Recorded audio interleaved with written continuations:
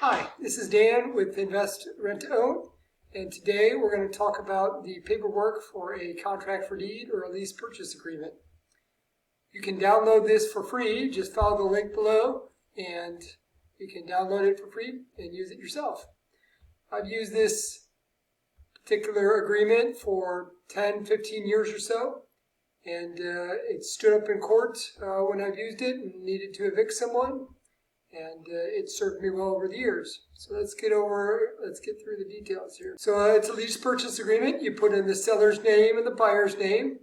This here is then the legal description. I've kind of left a previous legal description in here before. You can see that I invest in Ohio. You put the price and payment that they're going to pay. That is the total. The down payment, well, that's the first amount.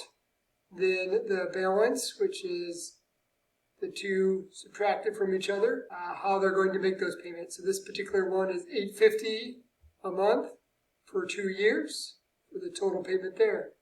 That's pretty much all you have to fill out in the paperwork. The rest is all legalese. It's their house to possess. They're responsible for utilities.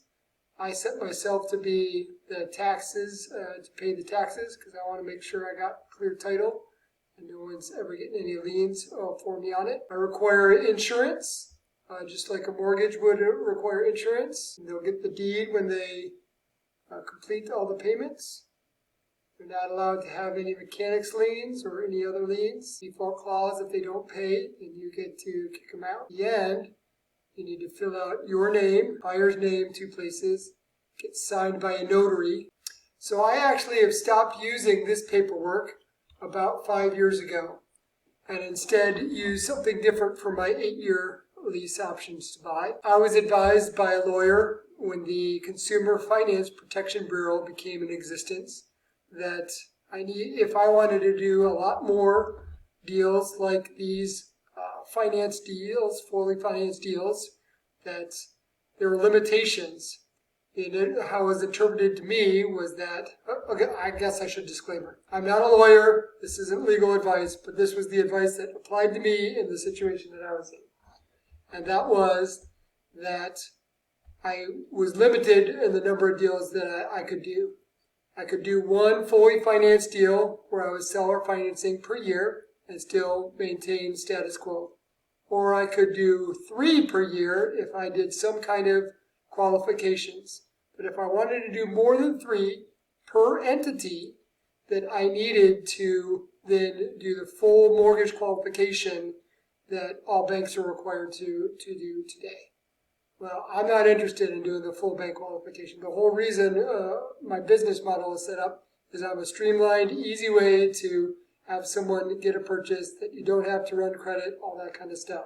So that was not what I wanted to do. So at that point, I modified my paperwork and I used the lease with option to purchase paperwork to do the same thing. I use it instead of, I think the example that you see in the videos there is a 2-year lease option with purchase at the end. I do it when I'm doing an 8-year fully financed thing, that they lease it for 5 years, and then they do a 3-year option to purchase with a finance purchase. And when I ran that through my lawyer, said, hey, if I do it as a lease with option to purchase, do I have any qualifications there? She said, no. You can do as many leases, as many options to purchase as you want, and there's no regulation on those at all. So I stopped using this paperwork because of that very reason. But you may still find that you'll have buyers that want to do this, and so I'll do a few from time to time, but I tend to try and push the 5-year lease, mostly out of convenience for myself. This form requires a notary, which was sometimes difficult to get someone to coordinate, while the others I do digital signatures via dot loop and that kind of thing in order to make that much more streamlined. So that's much easier to do. Okay. Hopefully I taught you something, a little bit about the paperwork. Again, this paperwork is free. Just follow the link below to sign up and you can get it for free. This is Dan with Invest Rent to Own. If you like this video, please like below and subscribe to the channel. Thanks, and we'll talk soon.